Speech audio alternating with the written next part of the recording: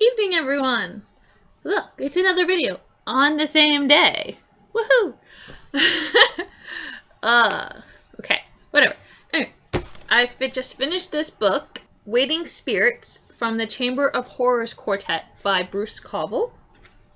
And this is my favorite cover, jacket, whatever you call it. I love this. I love the art. I just have to redo Spirits and Spells because it has another cover on it where you can see two kids going down to the basement. Well, it looks like a basement, and there's a shadow on the wall of like a creepy creature. But I have a different cover, whatever. So I am going to see if I can get that one done. But anyway, let's get to this. As I've said, this is my number 2 love of this quartet series. It's one of my favorites. Like, I love sort of like ghost stories and hauntings. Not real ones that I'm watching right now. I'm watching the TV series called A Haunting. That's what the TV series is called. And I'm on season 3, I believe. Yeah. Season 4. Well, it's season 4.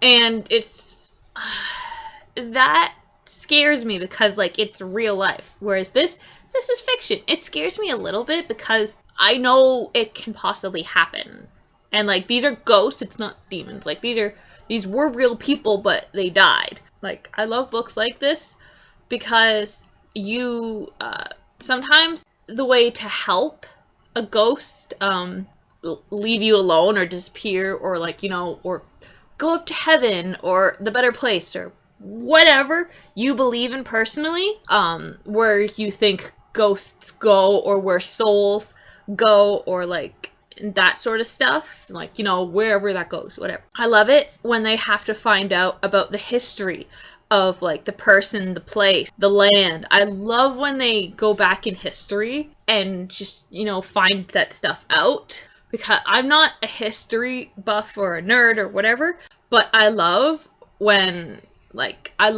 finding out backgrounds and why something is happening in the present because of an incident or something that happened, or a series of some things that happened in the past, which is causing the thing that's happening in the present. I love when you get to find this part out to help fix this part here. I love it so much. I love that sort of informational stuff. When it's something I love personally, if it's something that I don't really like or stuff, it just disinterests me. But I love it so much because I don't know why. It just is. I just do. This is not like, it says Chamber of Horrors, and ghost stuff is like, I find scary. Because this is like a teen book, it's more like you get a lot of thrills and like, ooh, you get spooked. You don't get scared, you get spooked. There is a little bit of gore at the end of the book, I will tell you. I don't tell you what type of gore, but there is a little bit of gore. So guys might like this too. I don't know, but it's just a little bit. This is a very good book. I do definitely recommend reading this because it is quite good. I love it. That's why it's my number 2 of the entire series. As you know, my favorite is Eyes of the Terror. That's number 3 of this quartet. This is number 4, and it's my number 2 favorite. So yes, you should read this book if you are so inclined that you like reading about ghosts and finding out why a ghost is haunting the place, and that background, that history. It's not like boring history. This is interesting history because a lot of ghost history you read is a death, and that's usually kind of more interesting to read about than other type of history, because it makes history colorful, is what I've heard. Don't quote me on it, but still, if you like that type of stuff, this is a book that you should definitely read. Again, this is a thriller. It's marked thriller in the libraries because it's not super, like, it's not like Michael Myers, Freddy Krueger, that type of stuff. It's not that type of scary, but it is a little bit scary because there are certain jump scares and like you're spooked and then you're shocked, that sort of stuff. It's not super scary, but it's just enough for it. For me, it gets my heart pumping and I can't put it down. And that's what really gets me to keep a book, is if it really draws me in and it's like, I cannot put this down. I have to find out what happens. It happened last night when I was reading chapter 13. Chapter 13?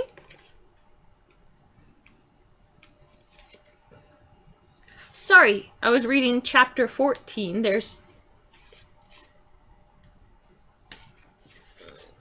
17 chapters. There's 15 official chapters, and then there's an prologue and an epilogue.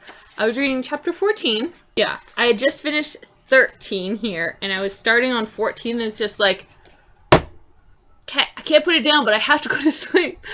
I love when books do that to me. It just, that's what I find to be a good book. Is just, you do not want to put it down. You are so deeply involved and have delved into this book that you don't become a part of it, but it's like you just want to find out what the heck happened. It even hooks you right at right in the prologue. It hooks you right there to find out what the heck happened. After that, like, maybe the first 2 chapters are a bit slow, and you definitely should read it. It's very good. Now, on to the next book in my pile of personal reading books. I'm still waiting on Blood Promise. I'm still waiting on that in the library. I'm in second in line. Again, people can have books out, like reading material. They get to keep it out for 3 weeks. And again, there's like multiple copies of it at the library, obviously. So, still waiting. But let's get to one of my books that I'm reading. And that is Charlie and the Chocolate Factory by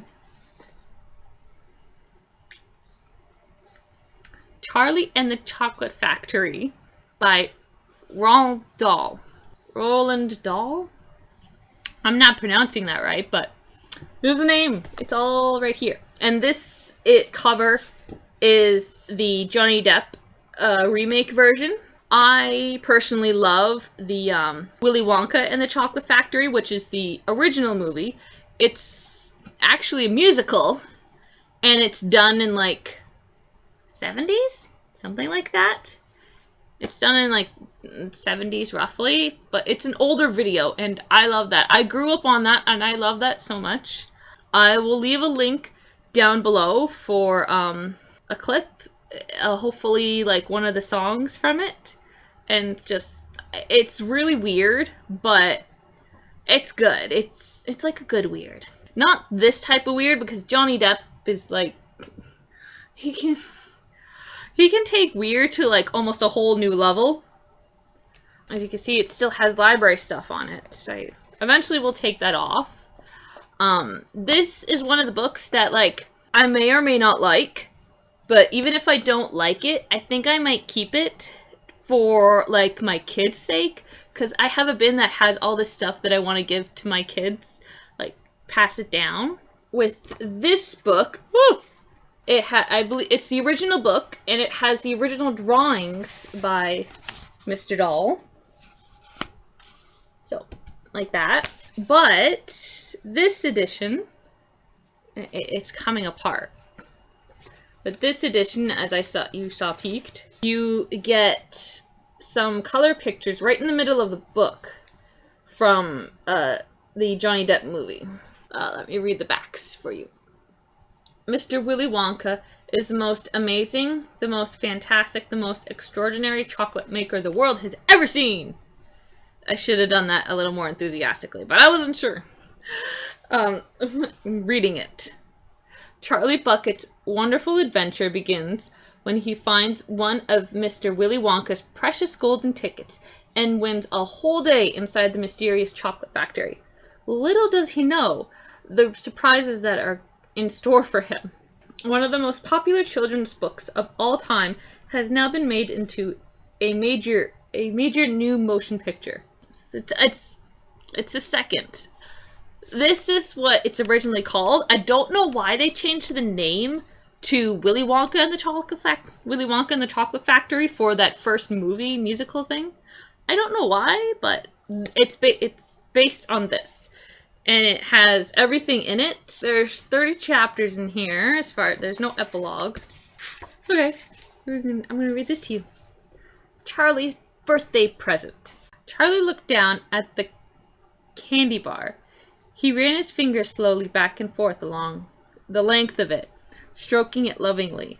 And the shiny paper wrapper made little sharp crackly noises in the quiet room. Then Mrs. Bucket said gently, "You mustn't be too disappointed, my darling, if you don't find what you're looking for underneath that wrapper.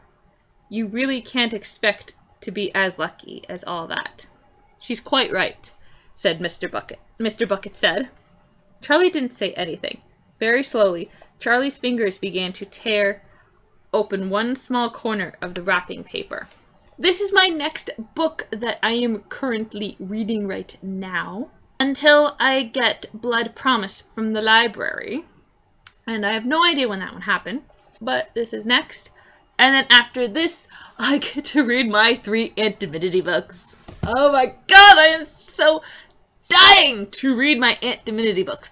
As you know, I love Aunt Divinity. Aunt Divinity is yes! Is bam, bam, bam!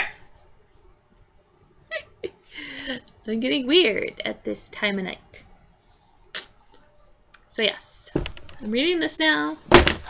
This is a very good book to read. You should totally read it. And if you want to own it, please get this copy. This is the best edition. Look.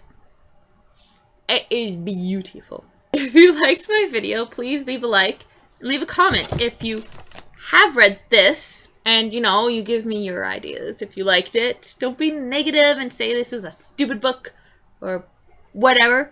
You can say, I didn't really like it. It wasn't one of my favorites.